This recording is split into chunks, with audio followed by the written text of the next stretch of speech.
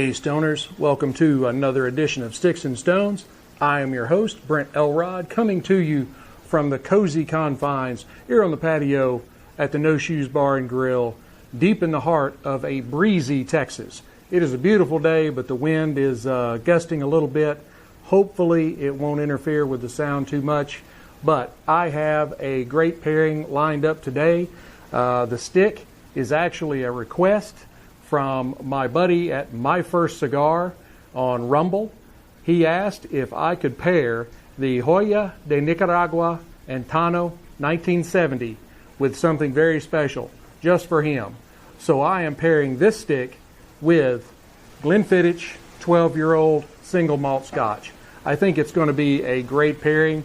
So let's dive right in, pop the cork, cut the stick, and get to toasting. Now, the Joya de Nicaragua Antano 1970 is a Puro. The filler, binder, and wrapper are all Havana Criollo Habano from Nicaragua.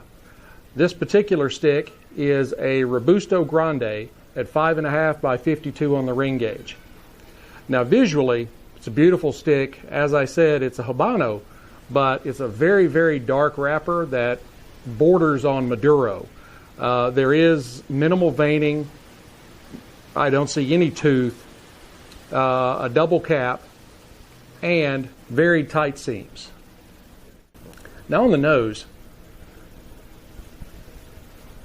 it's not very complex, but it is a very wonderful aroma. I pick up notes of pepper, leather, and cedar. Let's go ahead and give it a cut and test out the cold draw.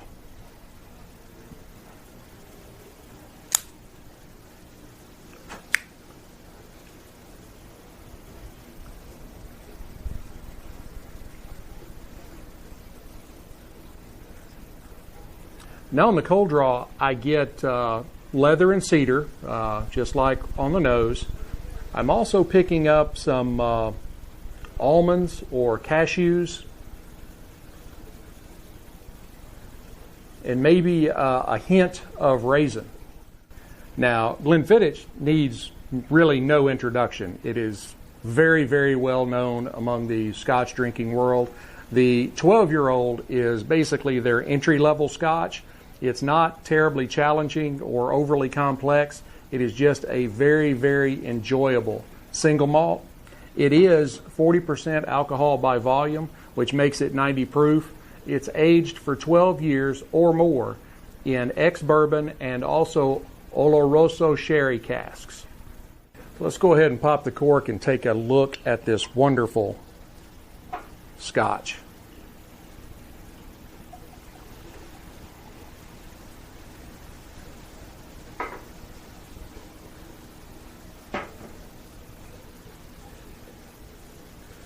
As you can see, this is a very, very beautiful golden color, almost the color of a ripe wheat field.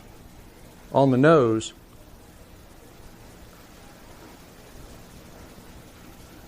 the alcohol just very barely comes through. There's almost no alcoholic burn in the nose at all. I pick up apples, honey, and caramel. Now on the palate,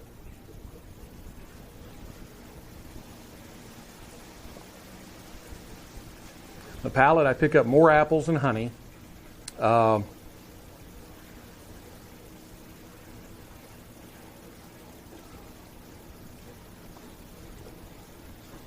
vanilla, kind of a sweet, malty flavor, no smoke. No peat. This is a very wonderful Scotch and a great way for a new Scotch drinker to break into the field. This is not a, as I said in the beginning, overly powerful, challenging, or complex Scotch. It's a great starting point, and it's also one that old hands and old Scotch drinkers will definitely not turn away.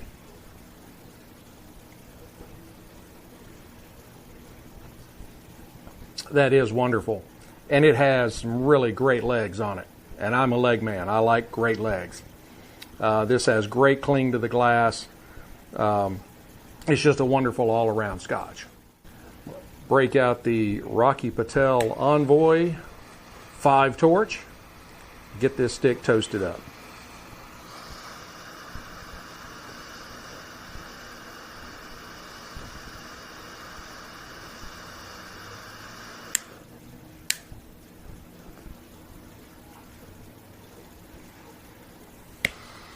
There's a great volume of smoke right away. Very easy draw.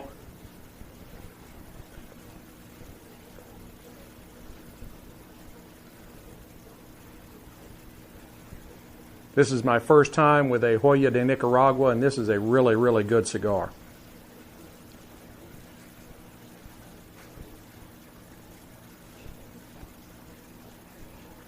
On the light, I'm picking up quite a bit of pepper. It's a very spicy cigar.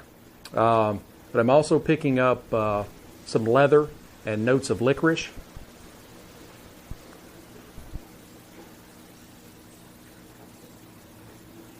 Again, just a great, great volume of smoke. Let's go ahead and pair these together and see how they go.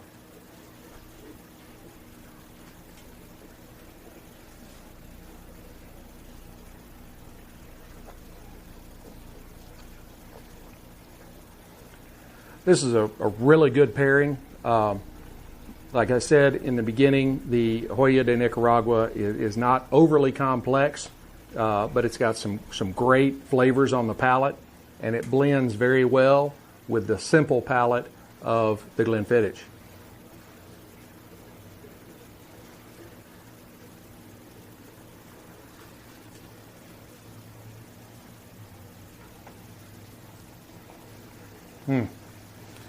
This is going to be a great pairing, I can tell already. I'm going to go ahead and burn this down to the halfway mark, and I will come back and give you an update. You know, I have to take a moment, considering the events of this week here in my home state of Texas, in Uvalde, with the shooting that happened at Robb Elementary School, which was a terrible tragedy. But it always brings up the specter of gun control. You have the anti-gunners that they will do anything to rid this country of our right to protect ourselves. But the founders set this country up the way they wanted it, or as close to the way they wanted it as they could get.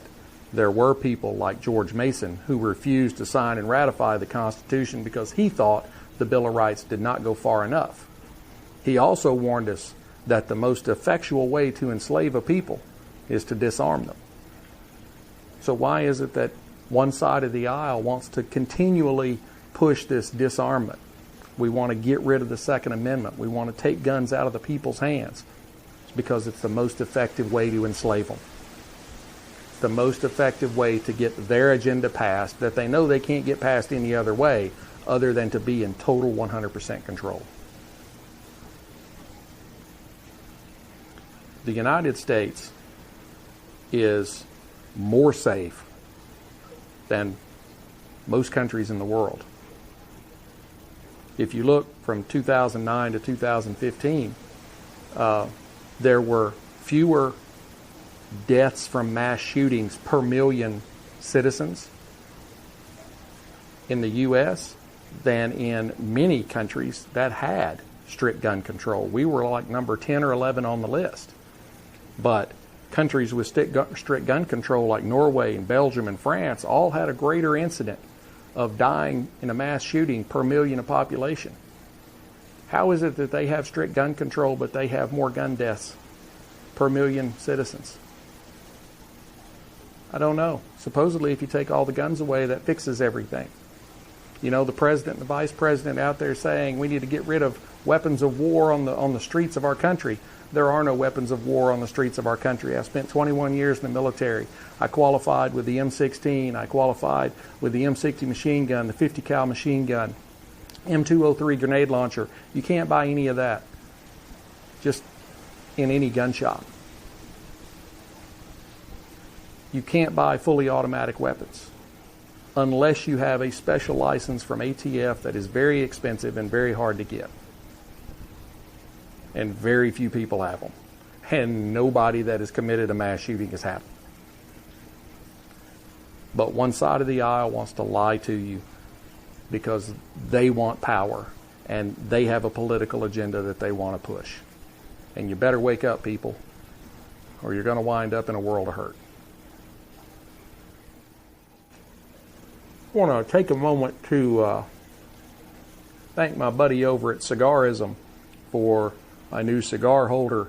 The carbon fiber two-piece just slides together, sets on your table, you drop your cigar right on it. It's wonderful. You need to visit my buddy over at Cigarism and pick up a lighter, cutter, cigar holder, single stick ashtray, which I have out every single time I'm filming. I love Cigarism. Hey stoners, I am back. We are just about the halfway mark. This has been a wonderful pairing. This is an excellent stick. I am very impressed with the Joya de Nicaragua Antano 1970. The blast of pepper in the beginning has mellowed out. The pepper is still there, but it's not as sharp. And it has been joined with some kind of coffee, chocolate, mocha kind of flavors, which is making it a very enjoyable smoke. And it is marrying very well with the vanilla and the sweet maltiness of the Glenfiddich. I'm going to go ahead and burn this the rest of the way down, and I will come back and give you my final thoughts. Hey stoners, I am back. We are just about down to the band, and the glass is empty. This has been a wonderful pairing. The coffee and the mocha kind of stayed consistent in the last half of the cigar. You could add in kind of an earthiness that came forward. Of course, the Glenfiddich stayed constant. It's a nice, mellow spirit to really enjoy a cigar with. You could marry it with basically any cigar, and I think you could probably marry the stick with just about any spirit, and you would have a good match. I'm really impressed with the Joya de Nicaragua. Never had them before, but I will definitely be on the lookout for more. I would give the stick a 90 out of 100 matchsticks. I would give the Glenfiddich the equivalent, 90 out of 100. This is a very solid pairing. They're very good. You definitely need the Glenfiddich on your shelf, and you definitely could use some Joya de Nicaragua Antano 1970s in your humidor. Thank you for tuning in. Be sure to hit like, subscribe, share, notify, ring the bells, all those kinds of things so that you can keep up when I'm dropping new content. You can find me pretty much anywhere, primarily on Instagram, Rumble, Getter, Facebook. As most of you may know, if you have been following cigar videos, they're pretty much kicking all of us off of YouTube. I got off YouTube a long time ago because I could see it coming. If you would like to pick up some wonderful Sticks-n-Stonez gear, like this beautiful embroidered polo to wear to your local cigar lounge, you can get it at the Sticks-n-Stonez store, which you can find right here if you are watching the video, or at Sticks-n-Stonez, STONEZ, then the number 1, at myshopify.com, where you can find this wonderful embroidered polo, t-shirts, mouse pads, insulated mugs, all that kind of stuff. Help the show out. We would really appreciate it as we continue to grow and get bigger and our audience continues to grow. We love bringing you great pairings, and I hope to continue this on for a long time into the future. I will have another great pairing next time, and I will not tease what it might be. You're just going to have to wait and see. But we are coming up on the 1-year mark, And I do plan on having a nice 1-year anniversary show where I will maybe give my top 5 cigars of the past year, something along those lines. So, until we get to be together again, make sure you keep your sticks dry and your stones cold, and have a great day.